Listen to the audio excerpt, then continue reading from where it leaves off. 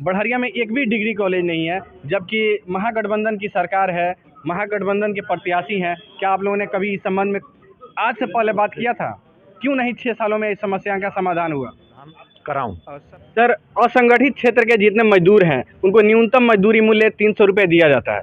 लेकिन जो पढ़े लिखे शिक्षक हैं, वो जब निजी स्कूल या दूसरे जगह पढ़ाते हैं, तो उन्हें 3000, 4000 इस तरह से मिलते हैं। ये सर अन्याय है ना उन पढ़े लिखों के साथ? हम लोग इन प्रश्नों को अक्सर उठाते रहे हैं। हम लोग समाजवादी धर्मनिरपेक्ष लोगों से अपील करता हूं कि वे सारण स्नातक निर्वाचन क्षेत्र में हमारे नाम के सामने एक लिखकर महागठबंधन को विजयी बनावें। जहां तक 6 साल में काम धाम करने का प्रश्न है, मैंने सिवान जिले में मेडिकल कॉलेज की स्थापना मैंने कराई।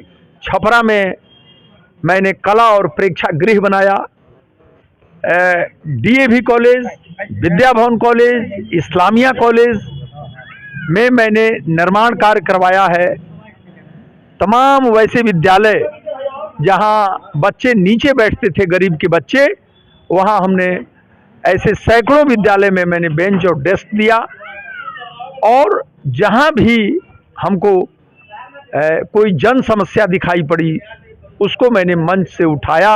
शिक्षकों की हर समस्या को, उनकी वेतन विसंगति का प्रश्न हो, उनके स्थानांतरण का प्रश्न हो, उनके मातृत्वावकाश का प्रश्न हो, इन तमाम प्रश्नों को मैंने सदन के मंच से उठाया। उसमें बहुत से काम हुए भी। पूरे बिहार के कॉलेज और विश्वविद्यालय के अतिथि शिक्षकों को मात्र 25,000 रुपया मिलता था। मेरे ही प्रश्न करने के बाद उन्हें 50,000 रुपया मिलने लगा। इस तरह जहां भी हमें कोई जन समस्या दिखाई पड़ी, मैंने उसके समाधान के लिए हर संभव कोशिश की। यही मेरी 6 साल के अंतर्गत के संबंध में मुझे यही कहना है। सर, अभी तक के हम सारण स्नातक निर्वाचन क्षेत्र के कई प्रत्याशियों से मिले। वो जब भी संवाद करते हैं तो उसमें सरकारी स्कूल के शिक्षक को ही शामिल करते हैं। निजी स्कूल में भी स्नातक किए हुए बहुत सारे शिक्षक हैं, बहुत सारे युवा हैं। उनसे आप लोग का संवाद क्यों नहीं होता? उनसे हम लोग करते हैं, ऐसी बात नहीं है कि उनकी समस्याओं को भी हम लोग उठाते हैं। और जो निजी विद्यालयों की समस्याएं हैं, उनको सरकार की तरफ से जो अनुदान मिलता है नामांकन में प्रतिशत, उसको मैंने सदन में उठाया था। अधिवक्ताओं की भी समस्याओं को मैंने कई बार उठाया है। जो बेरोजगार लोग हैं, उनके संबंध में भी प्रश्न मैंने सदन में उठाया है। वो भी हमारे केंद्र में रहते हैं। सर, 2017 के आसपास में नरेंद्र मोदी सरकार ने एनवाईए से निजी स्कूल के शिक्षकों को डीएलएड कराया और बताया गया था कि उनको न्यूनतम मजदूरी मूल्य 300 रुपये दिया जाएगा। आज तक उन लोगों को 300 रुपये नहीं मिलता। वो सरकारी स्कूल, प्राइवेट स्कूल, अन्य जगहों पे पढ़ाते हैं। इसके बारे में आपने क्या किया, पहल किए, या अभी तक क्यों नहीं हुआ? देखिए, इस पर जो आने वाला सदन है, उसमें ये एक बड़ी समस्या शिक्षकों की हमारे सामने आई है। और 5 जिला के शिक्षकों ने इस पर हमसे कहा है। और जो उन्हें जो उचित वेतनमान मिलना चाहिए, वो नहीं मिल रहा है। इस प्रश्न को मैं इस बार सदन में रखने जा रहा हूं।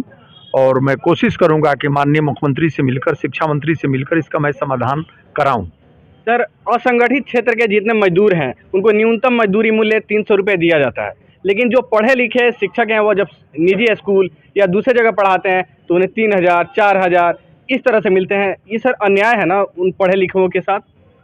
हम लोग इन प्रश्नों को अक्सर उठाते रहे हैं। हम लोग समाजवादी विचारधारा के लोग हैं। हम लोग देश में वेतन संबंधी क्षमता आए और वेतन मान में कम से कम अंतर रहे, इसके हम समर्थक हैं।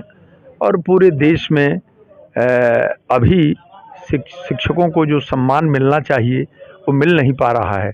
किसी भी देश और राज्य के निर्माण के लिए शिक्षकों की बड़ी भूमिका होती है, शिक्षा की भी बड़ी भूमिका होती है। मैं उस पर हम लोगों की निगाह है। समान शिक्षा प्रणाली लागू हो, इस प्रश्न को मैंने उठाया था सदन में। और कृषि से भी संबंधित जो भूमि वितरण का प्रश्न है, और उस पर जो रिपोर्ट सरकार ने मंगाई है, उसको भी लागू करने का प्रश्न मैंने खड़ा किया था। सर, बिहार से लगभग 2.25 लाख लोग डीएलएड किया था। वो लोगों ने हमसे कई बार कहा कि जब भी निर्वाचन क्षेत्र के जब प्रत्याशी आएंगे तो उनसे पूछेगा कि क्या इस बार उनके एजेंडे में, उनके रणनीति में ये शामिल होगा कि उनको भी वेतन मिले, न्यूनतम मजदूरी मूल्य मिले। इस सब चीज़ों का समाधान होगा। हम लोग इस पर विस्तृत रूप से माननीय शिक्षा मंत्री के माध्यम से बात करने जा रहे हैं और ये सारे मुद्दे हम लोगों के सामने हैं। इसका समाधान मुझे पूरी आशा है कि इन सब चीज़ों का समाधान निकलेगा। धन्यवाद। क्या आप लोगों ने सुझाव दिया? देखिए, समस्याएं तो बहुत हैं और वीरेंद्र बाबू एक इंटेलेक्चुअल हैं, बुद्धिजीवी हैं और उन्होंने ईमानदारी के साथ बहुत समस्याओं का हल भी कराया है। लेकिन आज भी वर्तमान में बहुत समस्याएं हमारे सामने खड़ी हैं जिनका हल ज़रूरी है। एक तो ये है कि हम लोग देख रहे हैं कि इंटर के जितने शिक्षक हैं उनको आज तक वेतनमान नहीं मिला। ये एक बड़ी समस्या है जो कई सरकारें बदल गई लेकिन आज तक वो ज्यों के त्यों है। स्कूलों में भी विसंगतियाँ हैं और हमारे शिक्षा मित्रों के जो बहुत सारे प्रश्न हैं, इन तमाम चीज़ों के लिए हम लोगों ने वीरेंद्र बाबू से बात की है कि विशेष शिक्षा नीति ख़त्म किया जाए और जो भी शिक्षकों की समस्याएं हैं और शिक्षकों को नहीं, बेरोजगार जो हमारे नौजवान हैं, जो ग्रेजुएट हैं, जो इनको वोट देंगे, उनके भी जो समस्याएं हैं उनके लिए भी लड़ें। हम लोगों ने यही कहा कि अच्छे लोग जाएंगे तो हमारी जो समस्याएं हैं उसको दूर करने के लिए प्रयास करेंगे। सर, आप एक प्रोफेसर भी हैं और आप जानते हैं शिक्षकों के दर्द को। बहुत सारे निजी स्कूल में शिक्षक हैं जिनको न्यूनतम मजदूरी मूल्य भी नहीं मिलता है। आखिर ऐसा क्यों होता है? क्या आप लोगों ने कभी वर्तमान जो एमएलसी है वीरेंद्र नारायण यादव, इनसे कभी बात की या कभी उन्होंने इस पे संवाद किया?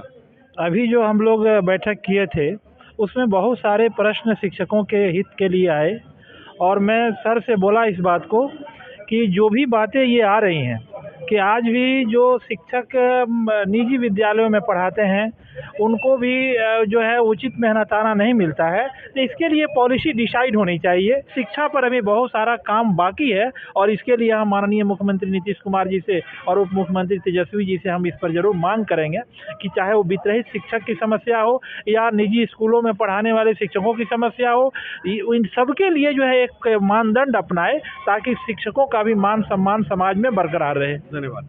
बढ़हरिया में एक भी डिग्री कॉलेज नहीं है जबकि महागठबंधन की सरकार है, महागठबंधन के प्रत्याशी हैं। क्या आप लोगों ने कभी इस संबंध में आज से पहले बात किया था?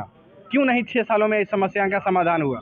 पहले जब हमारे वीरेंद्र नारायण यादव जी जो एमएलसी हैं, हमारे वर्तमान एमएलसी साहब हैं, तो हम लोगों ने जब भी उनसे कभी बात करने का मौका मिला तो हम लोगों ने अपनी समस्याओं को रखा और उन्होंने कहा कि आप जब कभी भी बढ़हरिया की धरती पर मुझे आप याद करेंगे, बुलाएंगे तो हम लोग अवश्य ही बढ़हरिया में अवश्य हम आएंगे। और कभी आप लोगों ने बताया नहीं कि बढ़हरिया में कौन कौन सी समस्या है? जी, हम लोगों ने बताया है। ऐसा मौका मिला तो कभी हम लोग यहाँ पर विद्यालय में कई पर शौचालयों की समस्याएं हैं, बच्चियों के लिए अलग शौचालय नहीं है या इस प्रकार से सबसे बड़ी समस्या है कि बढ़हरिया में एक भी डिग्री कॉलेज नहीं है। 6 साल प्रत्याशी रहे, 6 साल एमएलसी रहे, इन्हीं की सरकार रही, उसके बाद भी ये समस्या हल नहीं हुआ। इस संबंध में बोलिए, क्या आपने कभी बात किया? क्या आपने एमएलसी साहब ने कभी आप लोगों को कुछ कहा? अगर नहीं हुआ तो क्यों नहीं हुआ? जी, आपका प्रश्न जायज़ है। डिग्री कॉलेज के बारे में बातें मैं तो पर्सनली बात नहीं किया हूँ, किंतु हमारे साथी लोग हैं उन लोगों ने बात की इस विषय में और उन्होंने कहा कि मैं उच्च सदन में इस विषय पर बातें करूँगा और आश्वासन भी दिया है उन्होंने कि जहाँ भी अगर डिग्री कॉलेज की ये व्यवस्था हो पाती है तो हम लोग अवश्य उस पर काम करेंगे। उन्हीं के अधिकार क्षेत्र में आता है ना सर, डिग्री कॉलेज खुलवाना। डिग्री कॉलेज चूँकि मुख्यमंत्री जी से बात करके कराना ये उनके अधिकार क्षेत्र में है, ये उनका कहा कि सच बात है कि शिक्षा में काफ़ी क्रांति आई है लेकिन बहुत सारा काम करना बाकी है ताकि शिक्षा जो है वो अच्छे प्लेटफॉर्म पर आ जाए।